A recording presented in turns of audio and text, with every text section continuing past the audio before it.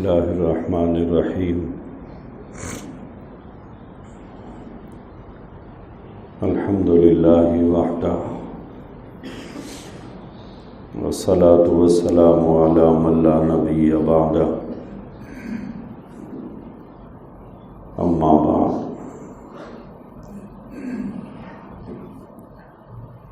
قال اللہ تبارک و تعالی فی القرآن المجید والفرقان الحمید اعوذ باللہ من الشیطان الرجیم بسم اللہ الرحمن الرحیم یا ایھا الذین آمنوا کتب علیکم الصیام کما کتب علی الذین من قبلکم لعلکم تتقون۔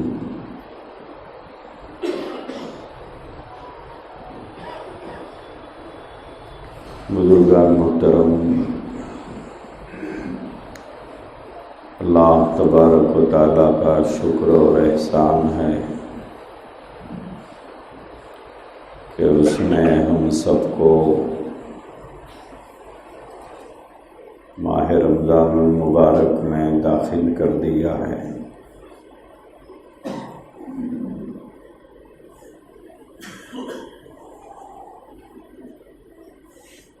اللہ تبارک و تعالیٰ نے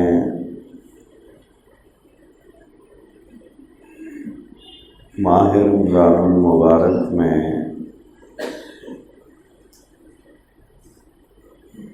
ہم سب کے اوپر روزوں کو فرض کیا ہے۔ قرآن حکیم میں اللہ تبارک و تعالیٰ نے فرمایا ہے کہ تم سے پہلے لوگوں پر بھی روزے فرض تھے اور تمہارے اوپر بھی روزے فرض کیے گئے ہیں، لعلکم تتقون، تاکہ تمہارے اندر تقویٰ آ جائے، پرہیزگاری آ جائے، تاکہ تم متقی بن جاؤ۔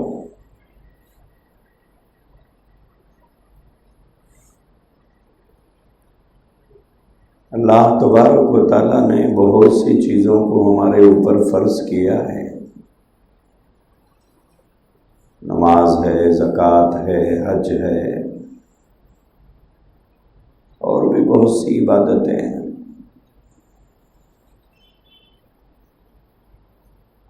لیکن ان عبادتوں میں سے روزے کو ایک خاص فضیلت حاصل ہے۔ یہ ایسی عبادت ہے جس میں ریاکاری نہیں پائی جاتی ہے۔ جیسے ہم میں سے کون روزہ ہے کون نہیں ہے کچھ پتہ نہیں چلے گا۔ نماز پڑھتے ہیں تو کوئی نہ کوئی دیکھتا ہے، صدقہ دیتے ہیں تو کم سے کم لینے والے کو پتہ چلتا ہے، حج کرتے ہیں تو ایک دنیا دیکھتی ہے۔ روزہ ایک مخفی عبادت ہے،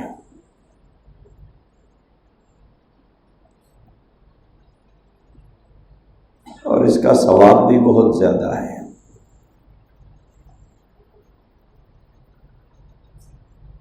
حدیث پاک کے اندر ہے الصوم لی، روزہ میرے لیے ہے۔ حالانکہ نماز بھی انہی کے لیے ہے، زکوٰۃ بھی انہی کے حکم پہ دیا جاتا ہے، حج بھی انہی کے حکم سے کیا جاتا ہے۔ لیکن روزے کے سلسلے میں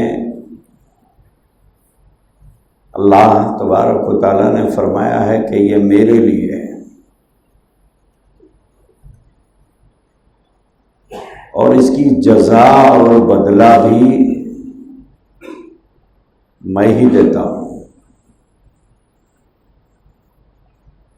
نماز کا ثواب فرشتے لکھتے ہیں، زکوٰۃ اور صدقات کا ثواب فرشتے لکھتے ہیں،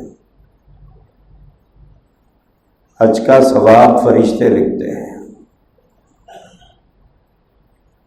روزے کا ثواب اللہ خود دیتے ہیں۔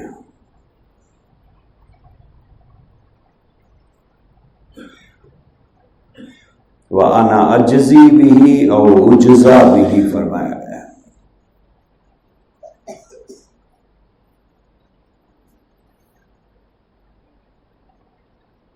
تو اسی لیے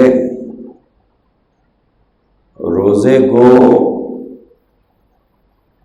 پورے اہتمام کے ساتھ رکھنا چاہیے، کیونکہ یہ براہ راست اللہ کی بارگاہ میں پہنچتا ہے۔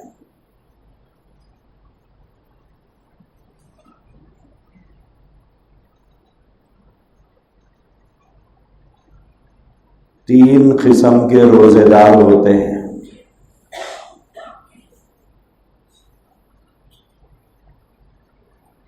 روزے داروں میں بھی قسمیں ہیں۔ تین قسم کے روزے دار ہوتے ہیں۔ ایک عوام کا روزہ، ایک خواص کا روزہ، ایک اخص الخاص کا روزہ۔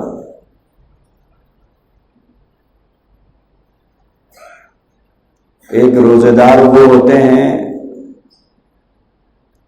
جو سحری کھاتے ہیں، افطار تک کچھ نہیں کھاتے،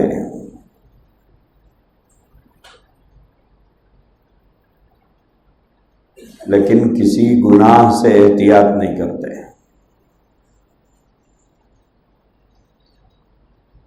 روزہ ہے، سب چل رہا ہے، صرف منہ نہیں چل رہا ہے۔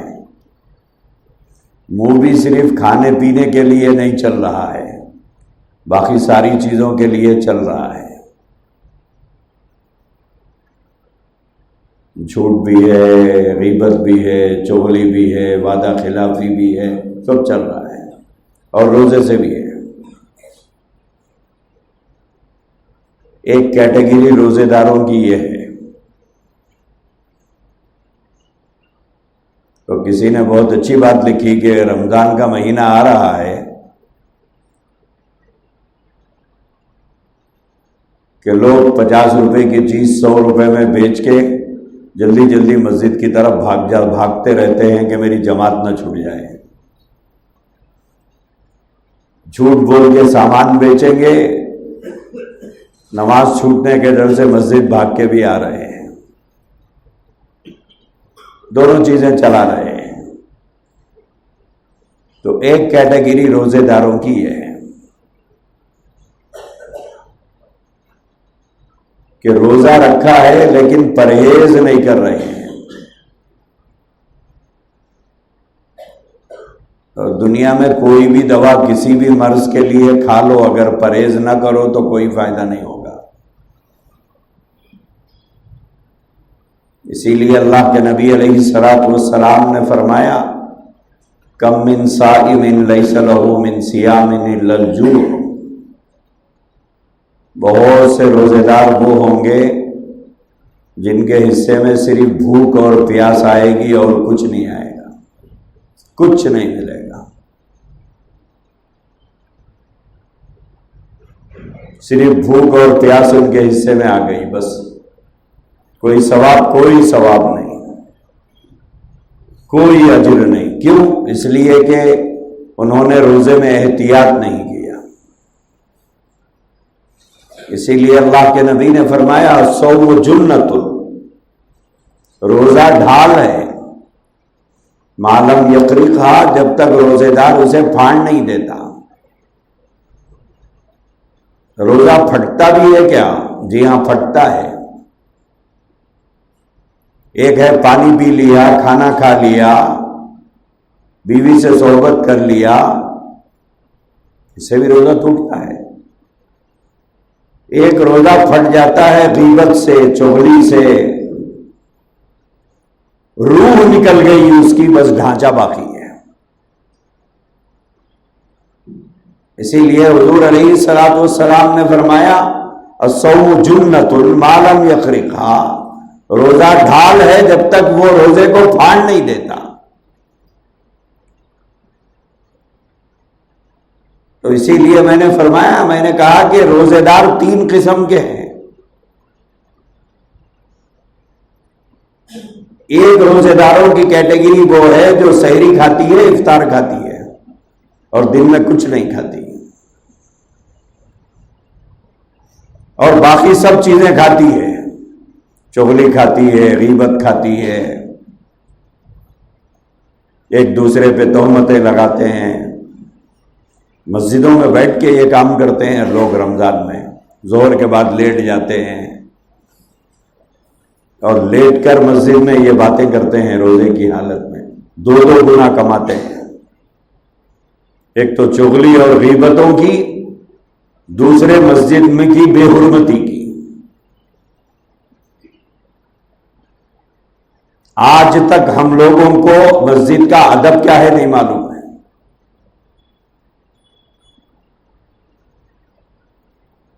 تو ایک روزے داروں کی قسم یہ ہے، اللہ کی ناپسندیدہ چیزوں سے پرہیز نہیں کرتے ہیں، تو ان کو کچھ نہیں ملے گا، ان کو کچھ نہیں ملے گا۔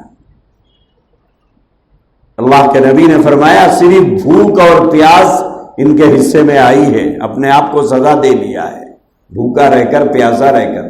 ملا کیا؟ ملا کچھ نہیں۔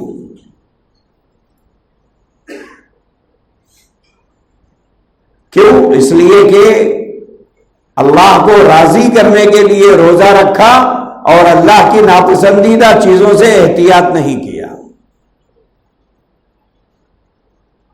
دونوں چیزیں ایک ساتھ جمع نہیں ہو سکتی ہیں کہ اللہ کی پسند کا بھی کام کرو، اللہ کی ناپسند کا بھی کام کرو۔ دونوں چیزیں ایک ساتھ جمع کیسے ہو سکتی ہیں؟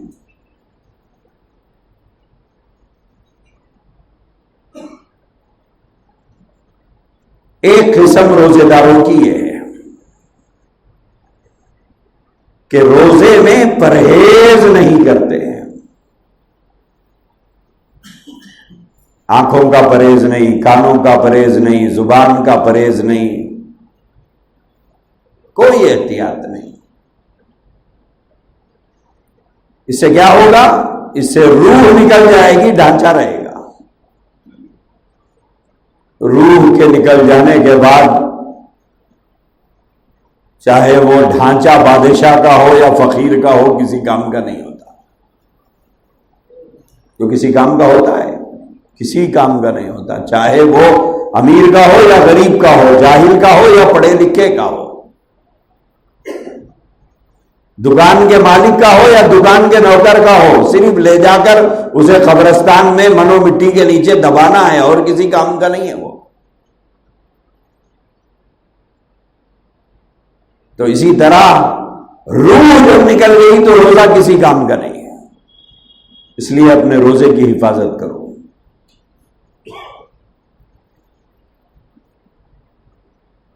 کم بولو، لوگوں سے کم ملو، کم بات چیت کرو۔ ہوتا ایسا ہے کہ بات چیت اللہ رسول کی بات سے شروع ہوتی ہے، مگر ختم کہاں ہوتی ہے یہ پتہ نہیں چلتا ہے۔ ٹاپک کا آغاز تو اچھا ہوتا ہے، لیکن بات میں بات کرتے کرتے کرتے کرتے اب وہ جا کر کہاں اینڈ ہوگی، کس ٹاپک پر اینڈ ہوگی، اس کا پتہ نہیں چلتا ہے۔ اسی لیے احتیاط کرو تاکہ یہ چیزیں غارت نہ ہو جائیں۔ تو ایک ہے عوام کا روزہ، ایک ہے خواص کا روزہ۔ خواص کا روزہ کیا ہے؟ خواص کا روزہ یہ ہے کہ وہ گناہوں سے مکمل اجتناب کرتے ہیں.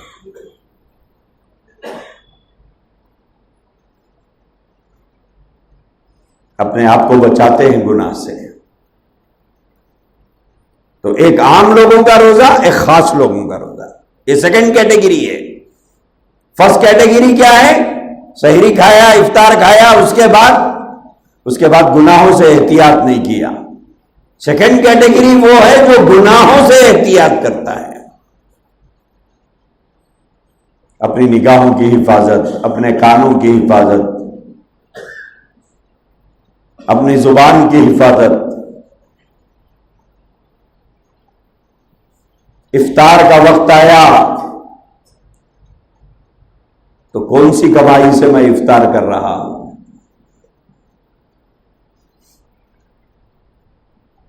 حلال ہے کہ حرام ہے؟ جائز ہے کہ ناجائز ہے؟ اب کون سی ہے کہ بھائی بسم اللہ پڑھ کے کھا لو بولتے ہم لوگ، اس سے بکرا حلال ہوتا ہے، افطاری حلال نہیں ہو جاتی. ہاں، اسی لیے جو بھی آپ کو افطار کی دعوت دے، پہلے یہ دیکھو کہ اس کی کمائی حلال ہے یا نہیں ہے. حلال ہو تو ضرور جاؤ، مشکوک بھی اگر ہے تو اپنے روزے کو بچاؤ اس سے. روزہ اتنا ضدی تھوڑا ہی ہے کہ جس کو ڈھیر سارا کھلانے کے بعد کھلتا ہو، وہ تو دعا پڑھنے سے کھل جاتا ہے. ایک گھٹ پانی پی لو کھل جائے گا. وہ بھی میسر نہیں ہے، دعا پڑھ لو کھل جائے گا، ختم ہو گیا.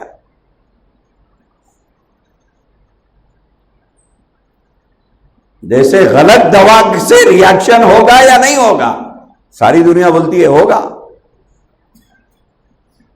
غلط دوا سے ریاکشن ہوگا یا نہیں ہوگا؟ ہوگا. ایسے ہی غلط غذا کا بھی ریاکشن عبادت کے اوپر ہوتا ہے. تو اسی لیے احتیاط کریں.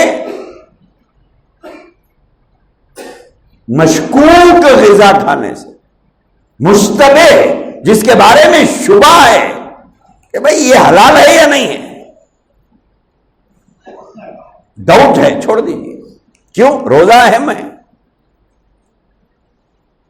رمضان کے ایک روزے پر اللہ اتنا ثواب دیتے ہیں کہ سال بھر نفل روزے بھی رکھا تو اتنا ثواب نہیں ملے گا. ایک روزے پر اتنا ثواب ملتا ہے، اسے ہم ضائع کریں 4 کھجوروں کے لیے، 1 کٹوری بھر حریص کے لیے، 4 قسم کے میووں کے لیے ہم اسے ضائع کریں.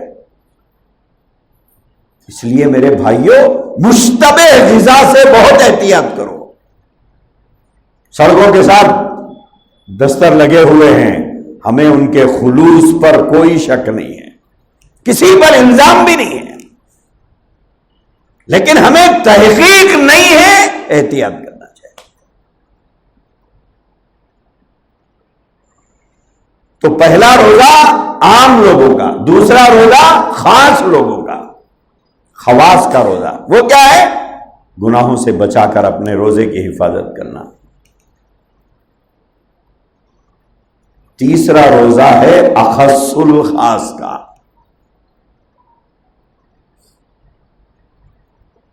اخص الخاص کیا ہے؟ یہ وی وی آئی پی کیٹیگری کے لوگ ہیں. ان کا روزہ کیسا ہوتا ہے؟ ان کے روزے کے بارے میں لکھا ہے، اپنے خیالات کو بھی گندے تصورات سے پاک رکھنا. بری سوچ روزے میں ہے، برا نہیں سوچنا ہے. خص الخاص کا روزہ کیا ہے؟ خیالات بھی گندے نہ ہو.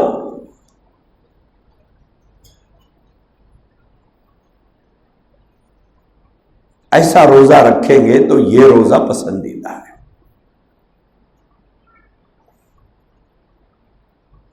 کہ پرا گندہ خیالات، گندے تصورات، گندے ارادے، گندے عزائم دل میں سوچ رہے ہیں یہ چانس تھا مگر روزہ ہوں، کیا کروں، رمضان ہے چھوڑ دیا، رمضان نہیں رہتا تھا تو دیکھ لیتا تھا. یہ بھی ناپسندیدہ ہے۔ تو یہ 3 قسم کے روزے دار ہوتے ہیں، ایک عوام کا روزہ، ایک خواص کا روزہ، ایک اخص الخاص کا روزہ۔ اب آپ کس زمرے میں جانا چاہتے ہیں آپ فیصلہ کر لیجئے۔ اپنے روزے کو بے داغ بنائیے، بے داغ، جس پر داغ نہ ہو۔ کیوں؟ اس لیے کہ براہ راست اللہ تبارک و تعالیٰ اس کا ثواب خود دیتے ہیں، یہ فرشتوں کے پاس نہیں جاتا ہے۔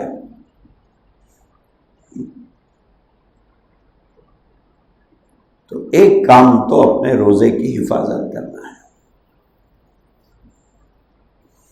دوسری بات آپ نے 50 مرتبہ سنی ہوگی کہ ماہ رمضان المبارک میں اللہ تبارک و تعالیٰ اعمال کا ثواب بڑھا کے دیتے ہیں، بڑھا کے دیتے ہیں۔ نفل پڑھو گے تو فرض کے برابر ثواب دیں گے۔ عام دنوں میں فرض نماز پر جو ثواب ملتا ہے وہ نفل پر ملتا ہے۔ فرض نمازوں کا ثواب 70 فرضوں کے برابر۔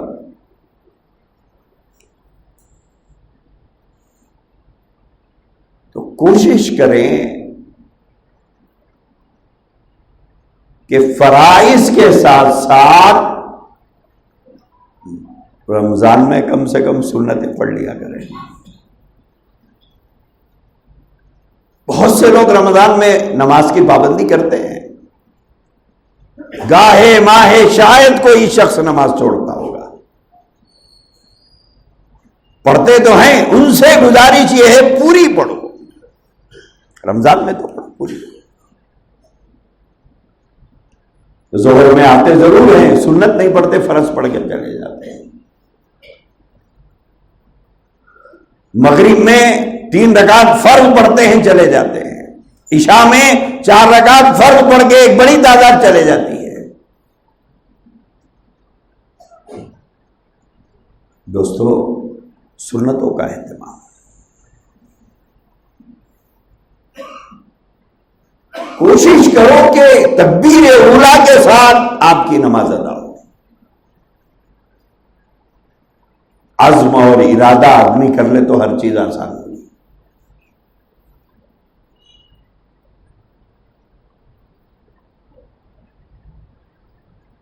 تو فرائض کے ساتھ ساتھ سنن کا اہتمام۔ اور جو لوگ ماشاءاللہ پہلے سے سنتوں کے عادی ہیں، وہ نماز سے پہلے کی بھی سنتیں پڑھتے ہیں، بعد کے بھی سنتیں پڑھتے ہیں، ان سے گزارش یہ ہے، زیادہ ثواب آپ کو کمانا ہے تو کچھ نہ کچھ تو اضافہ تو کرنا پڑے گا نا، کچھ نہ کچھ تو اضافہ کرنا ہے۔ لہذا نوافل اور سنن کے اندر تسبیحات بڑھاؤ، 3 مرتبہ کے بجائے 5 مرتبہ، 7 مرتبہ سبحان ربی العظیم، 3 مرتبہ کے بجائے 5 مرتبہ، 7 مرتبہ سبحان ربی الاعلی۔ ایک رکعت میں ایک سورت کے بجائے 2 سورتیں پڑھو، پڑھ سکتے ہیں۔ جیسے اذا جاء تبت یدا 2 ایک رکعت میں پڑھ لو، قل هو اللہ احد، قل اعوذ برب الفلق 1 رکعت میں پڑھ لو۔ یعنی رکعتوں کو تھوڑا بڑا کرنا ہے۔ اب غیر حافظ ہونے کی وجہ سے ہم لمبا پڑھنے کے بجائے 2 سورتیں پڑھیں گے، اس کا اہتمام ہو۔ اسی طرح جو حضرات سال بھر سنتوں کے پابند ہیں، وہ نماز سے پہلے اور بعد میں کی سنتیں پڑھتے ہیں، انہیں چاہیے کہ رمضان المبارک میں نوافل کا بڑا اہتمام کریں۔ جیسے اشراق کی نماز ہے، فجر کی نماز کے بعد اگر ہم لوگ تلاوت کرتے بیٹھ جائیں 15-20 منٹ، سورج نکل جائے گا، اشراق پڑھ لیجئے، پھر جا کے آرام کر لیجئے۔ 9:30-10 بجے کے آس پاس چاشت کی نماز کا اہتمام کریے۔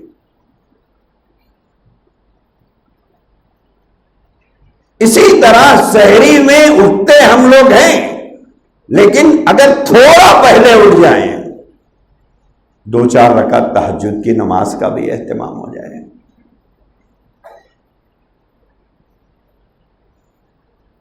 تب کہا جائے گا کہ واقعی رمضان میں کچھ کمانے کے، کچھ پانے کے، کچھ حاصل کرنے کے جذبے ہیں۔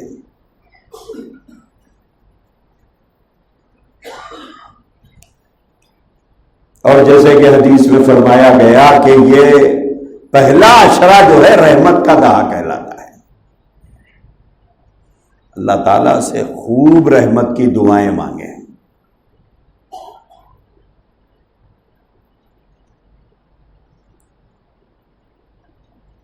عربی میں یاد نہیں ہے، اردو میں مانگ لیں۔ اے اللہ میں تیری رحمت کا خواستگار ہوں، اے اللہ آپ سے میں رحمت طلب کرتا ہوں، یہ رحمت کا دہا ہے۔ رب اغفر وارحم وانت خیر الراحمین۔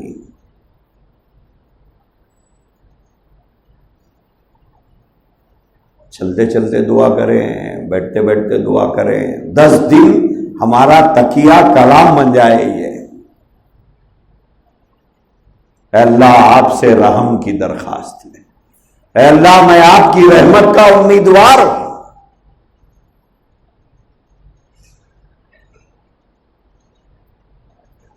کیوں؟ اس لیے کہ یہ رحمت کا دہا ہے، اس میں اللہ سے خوب اس کی رحمت کا سوال کریں۔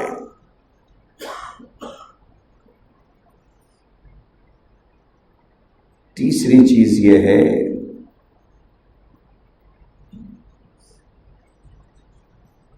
خاموش بیٹھنے کے بجائے، چاہے آپ دکان پر بیٹھے ہوں، بازار جا رہے ہوں، کچھ نہ کچھ پڑھ لیا کریں، ذکر کر لیں جو آپ کو یاد ہے۔ بہتر، سب سے بہتر قرآن مجید کی تلاوت ہے۔ جو سورے یاد ہیں وہی پڑھیے، جتنے سورے یاد ہیں اسی کو دن میں 100 مرتبہ پڑھنا ہو تو پڑھیے۔ کیا کریں، دوسرے تو یاد نہیں ہے، 10 یاد ہے، وہ 10 کو دن میں 100 مرتبہ پڑھ لیجیے، تاکہ آپ کا نام، میرا نام قرآن پڑھنے والوں میں شامل ہو جائے۔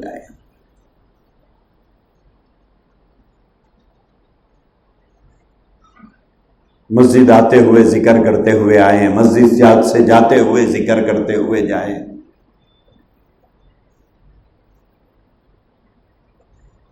تو دولہے کا دستہ ڈیکوریٹ کیا جاتا ہے نا، کیا جاتا کہ نہیں جاتا؟ عام دستر سے زیادہ سجایا جاتا ہے دولہے کے دستر کو، ڈیکوریٹ کیا جاتا ہے، سجایا جاتا ہے۔ ایسے ہی اپنے روزے کو سجائیے عبادت کے ذریعے سے، ذکر کے ذریعے سے، گناہوں سے احتیاط کے ذریعے سے، اس کے بعد اسے پیش کیجیے اللہ کی بارگاہ میں افطار کے وقت دعا کرتے ہوئے۔ افطار کے وقت کی دعا مت چھوڑیے۔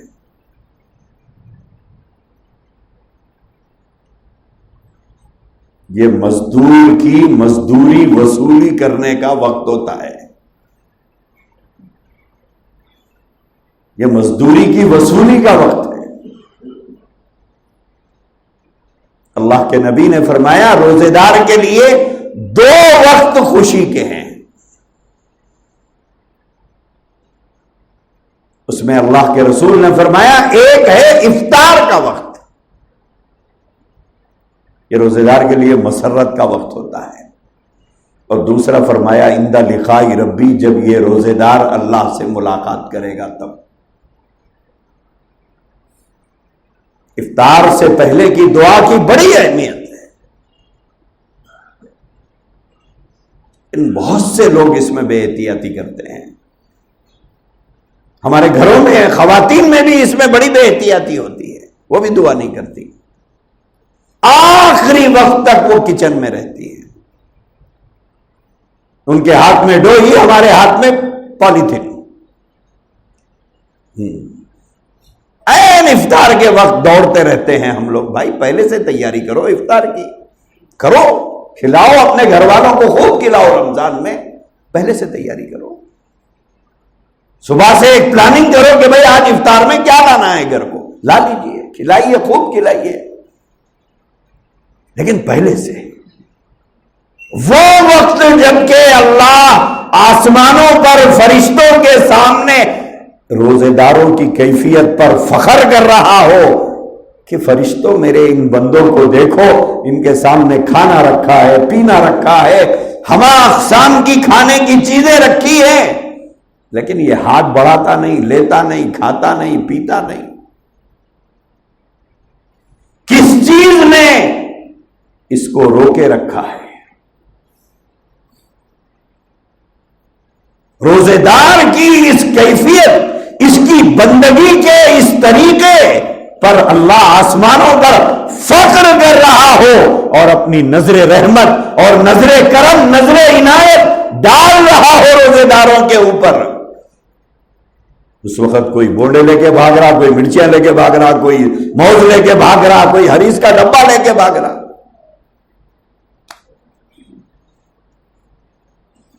تو کسی نے کہا نا، ہم چاہو تم کو، تم چاہو جنگل کے جھاڑوں کو۔ دوستو بدلو اس عادت کو۔ رب کو منانے کا اصل وقت افطار کا ہے۔ اگر کسی دن مصروفیت یا مشغولیت کی وجہ سے گھر کچھ نہیں لا سکے، کوئی بات نہیں، گھر والوں کو راضی کر لیں کہ بھائی آج کے لیے میں معافی چاہتا ہوں، میں آج افطار کی دعا نہیں چھوڑ سکتا، افطاری چھوڑ سکتا ہوں۔ یہ مزاج بناؤ اپنا، اور افطار جہاں تک ہو سکے اپنے گھروں میں افطار کرو۔ مسجدوں میں افطار کرنا کوئی ثواب کا کام نہیں ہے۔ مسجدوں میں افطار صرف مسافرین کریں، جو مسافر ہے وہ افطار کرے۔ مسجد کھانے پینے کی جگہ نہیں ہے، مسجد کھانے پینے کی جگہ نہیں ہے۔ کھانے کی اجازت صرف معتکف کو ہے، جو اعتکاف کرتا ہے اسے ہی کھانے کی اجازت ہے۔ لیکن بعض لوگ بڑے اہتمام سے افطاری لے کے مسجد میں آ کے بیٹھ کے افطار کرتے ہیں۔ کوئی مجبوری ہے ضرور کرو، لیکن عادت مت بناؤ، یہ پسندیدہ نہیں ہے۔ گھروں میں افطار کرو، اپنے بچوں کو لے کر بیٹھ کر دعا کرو، اپنے ماں باپ کے ساتھ بیٹھ کر دعا کرو، اپنی بیوی کے ساتھ بیٹھ کر دعا کرو، اپنی جوان بیٹیاں اور چھوٹی معصوم بیٹیوں کے ساتھ بیٹھ کر دعا کرو۔ کبھی بولو کہ امی آج آپ دعا کریں گے، میں آمین بولوں گا۔ کبھی بولو ابا آپ دعا کریں گے آج، کبھی میں دعا کروں گا، کبھی میری بیٹی دعا کرے گی، کبھی میرا بیٹا دعا کرے گا۔ اس کا اہتمام کہ اپنے گھر میں اپنی حیثیت کے بقدر دستر بچھا کر گھر میں بیٹھ کر اپنے گھر میں افطار کرو، دعاؤں کا اہتمام گھروں میں کرو، یہ زیادہ پسندیدہ ہے۔ اس لیے تب ہم جب ہر چیز کو اسلام کے بتائے ہوئے طریقوں کے مطابق کریں گے تو پھر انوارات اور برکات ہمارے گھروں میں آئیں گے۔ اللہ کچھ چاہ رہا ہم کچھ کر رہے ہیں، نبی کچھ چاہ رہے ہیں ہم کچھ کر رہے ہیں، اس سے فائدہ نہیں ہوگا۔ اس لیے رمضان المبارک کے مہینے میں اس بات کا بڑا خاص اہتمام ہونا چاہیے، بڑا خاص اہتمام۔ آخری بات، اللہ کے نبی علیہ الصلوۃ والسلام نے اپنی امت کو ترغیب دی کہ کسی کو افطار بھی کراؤ، کسی کو افطار بھی کراؤ۔ اللہ کے نبی نے فرمایا کہ روزہ رکھنے پر جتنا ثواب ملتا ہے، افطار کرانے پر بھی اتنا ثواب ملتا ہے۔ کوشش کرو کہ اپنے گھر کے افطار ہی میں سے کچھ اپنے پڑوس میں بھیج دیں۔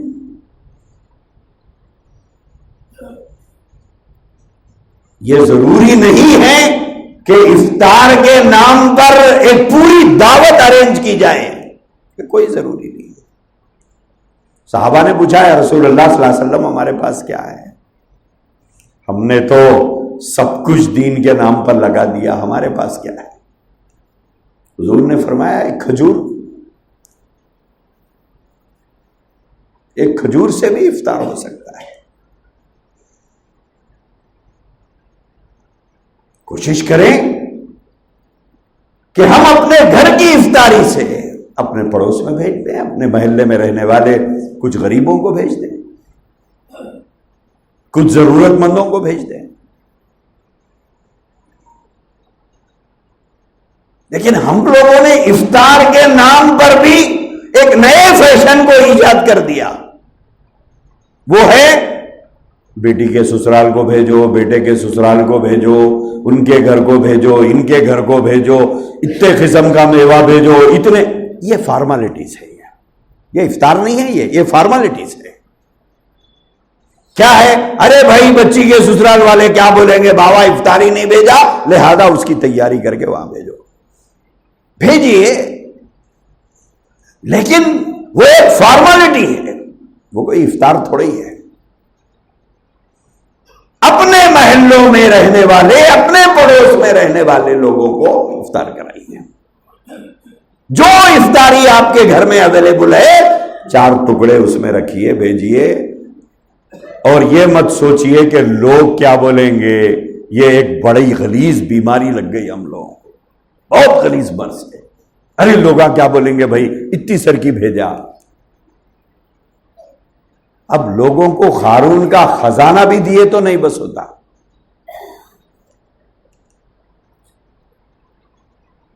ہمیشہ ایک بات یاد رکھیے، کوئی بھی چیز کسی کو بھی دے، آپ کو خوش کرنے میں نہیں دے رہا ہوں،